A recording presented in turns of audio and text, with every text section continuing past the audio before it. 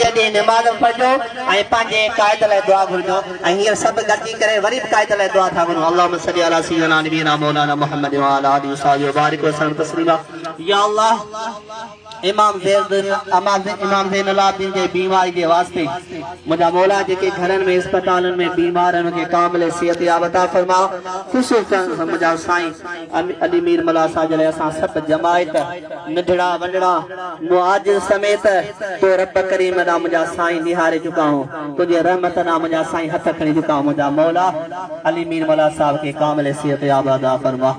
ऐं सरदार हाजी मोहम्मद अयूब मौला साहब कामिल सिहत याब अता फरमा या अल्लाह करीम जंहिं दुआनि जे लाइ चयो जंहिं न कयो ऐं कंहिंजे दिलि खां वाक़िफ़ न आहियां पर मुंहिंजा मौला तूं कुल शिर क़दीर आहीं तूं दिलनि जो वाक़िफ़ आहीं सभिनि जो जाइज़ो उमेदो पूरो फरमा असांजे मुल्क पाकिस्तान जो ख़ैर फरमा ख़ुसूसन कश्मीर ऐं मुंहिंजा साईं फ़लस्तीन वारे मुस्लमान जी गैबी मदद अता फरमा या अल्लाह तूं गफ़ूर रहीम आहीं हिन भलारे ॾींहं सदके मुंहिंजा मौला असांजे क़ाइद असांजे महबूब अॻवान अली मीर मौला साहब जे